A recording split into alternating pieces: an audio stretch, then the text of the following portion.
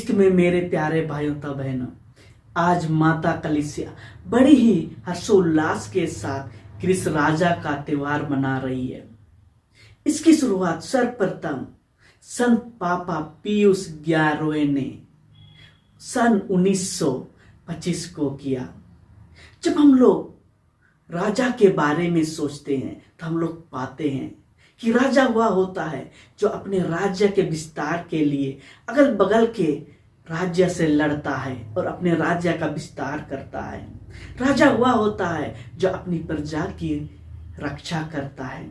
जब हम लोग प्रभु यीशु के बारे में सोचते हैं तो हम लोग पाते हैं प्रभु यीशु प्रेम का राजा है, शांति का राजा है। प्रभु यीशु लोगों के दिलों में राज्य करते हैं। जब हम लोग पुराने व्यवस्थान में देखते हैं तो हम लोग पाते हैं कि इस्राएली जनता का राजा केवल ईश्वर था, उसके सिवा कोई भी उनका राजा नहीं था।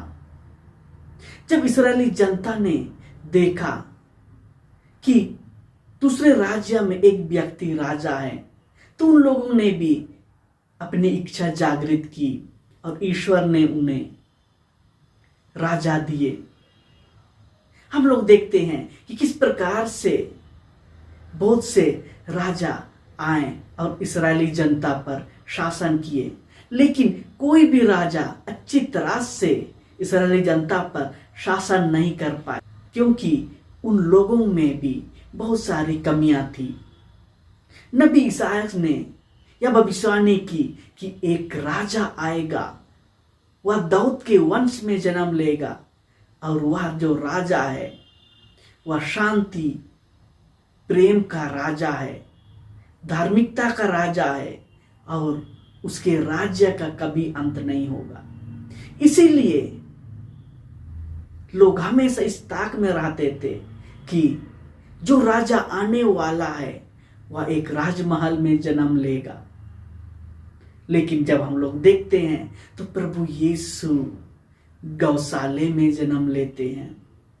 जब हम लोग प्रभु यीशु के बारे में मनन चिंतन करते हैं तो हम लोग पाते हैं कि जब प्रभु यीशु बहुत सारी चमत्कार दिखा रहे थे तो लोगों ने उन्हें राजा माना और उन्हें राजा बनाना चाहते थे।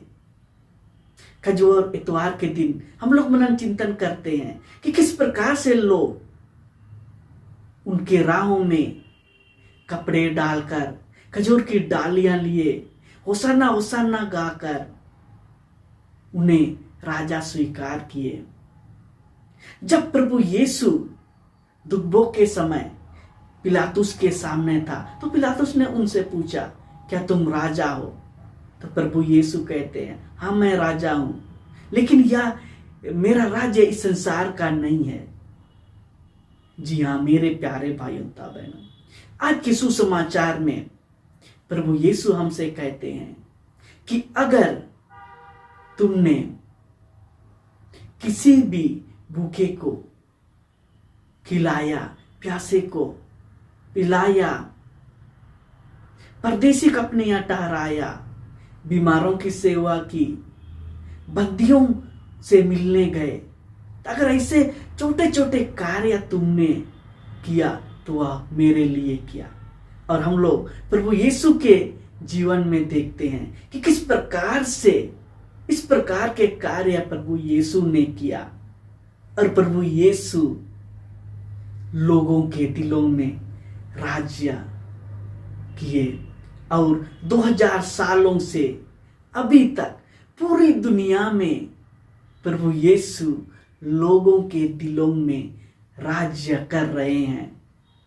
तो ख्रिस्त में मेरे प्यारे भाइयों तथा बहनों, आज के इस त्योहार के शुभ अवसर पर प्रभु हम लोगों को यही संदेश देना चाहते हैं कि हमें भी प्रभु से सीखना चाहिए, उनके वचनों के अनुसार अपना जीवन बिताना चाहिए और हमें अपने जीवन में छोटे छोटे कार्य करना चाहिए। भूखों को खिलाकर, प्यासों को पानी पिलाकर, बंदियों से मिलकर, बीमारों की सेवा कर, परदेशियों को अपने यहाँ ठहराकर, तो क्रिस्त में मेरे प्यारे भाइयों तथा बहनों, आइए हम सब भी प्रभु यीशु से सीखे, उसकी इच्छा के अनुसार अपना जीवन बिताएं और छोटे से छोटे कार्य प्रभु की इच्छा के अनुसार क्या करें।